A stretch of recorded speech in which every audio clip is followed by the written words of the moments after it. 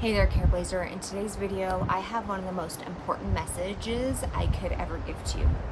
It's short, it's sweet, it's powerful, and I think most of you are going to get the importance of this message right away. But I don't want you to just get it. I want you to apply it to your life. So be sure to stick around toward the end of the video where I give you practical tips that you can use to start applying this to your life today. Okay, hear me out and stick with me. I know what I'm about to say might come off a bit strong. Keep watching.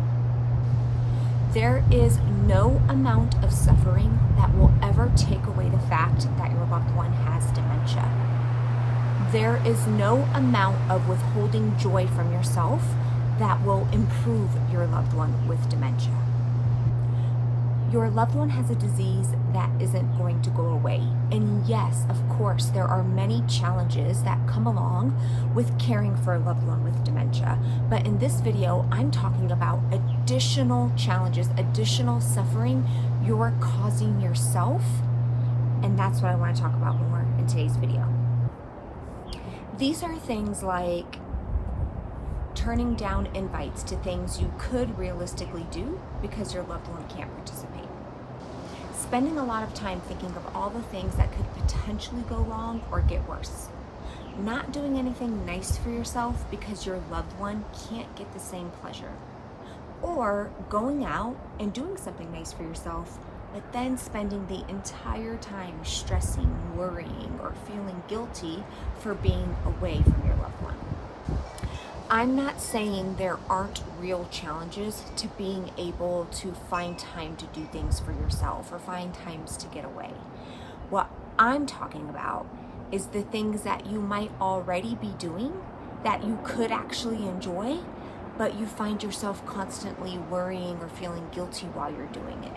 Or those moments, those times when you could actually get away for a bit or do something nice for yourself, but you don't because your loved one can't do that with you or because they don't have the same luxury to be able to do that.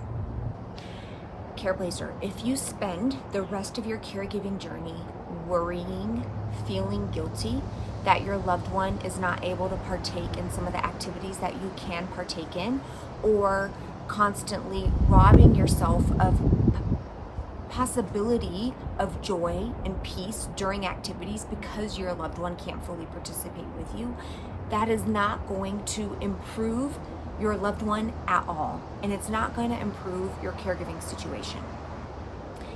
It doesn't change the fact that your loved one has dementia. It serves no good purpose at all. Be honest with yourself. When you turn down a realistic possibility for you, something that you could possibly enjoy, when you turn it down, or when you are actually doing something you enjoy and then you're overcome with grief and worry, honestly think, how does that help your loved one at all? How does it improve your situation at all? Neglecting yourself, neglecting possibilities for joy and pleasure for yourself, holding yourself back in some way, none of that will help your loved one. I know it can feel scary. I know it can feel uncomfortable. I know you might be dealing internally with guilt that you're having about the process. You might also be dealing with concern or worry about what other people might think of you if they see you having fun.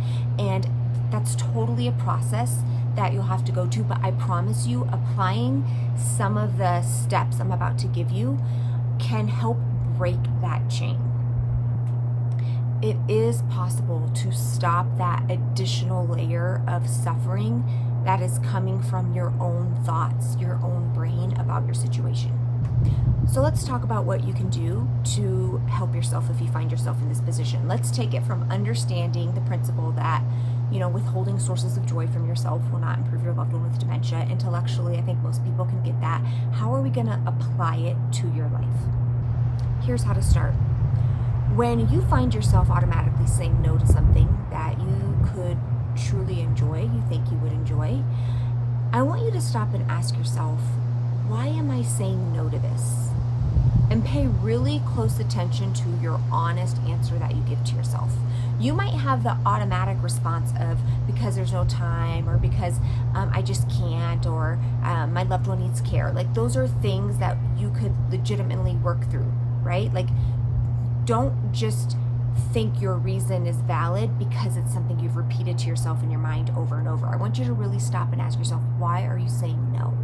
And if part of that reason is because of guilt or concern about what other people would think, that is a big clue that it's time to pause and ask yourself, maybe this is something I could consider doing. Maybe there is a possible way that I could actually do this thing that I have the possibility to do.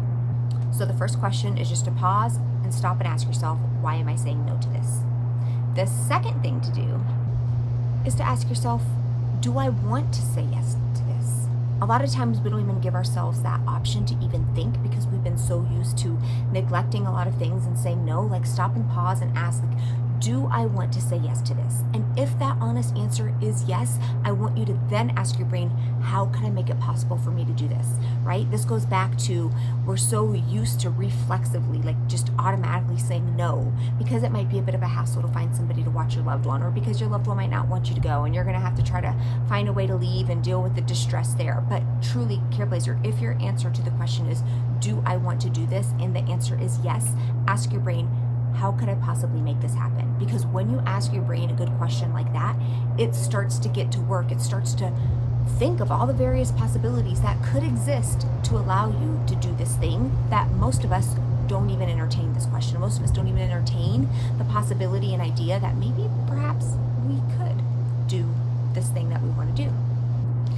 And then finally, if you are finding yourself struggling with the guilt, anxiety, worry of actually going and doing this thing that you think you would enjoy and that you would like to do, I want you to stop and ask yourself, how does this benefit my loved one? I don't want you to mistake your discomfort, your guilt, as any sign that something has gone wrong.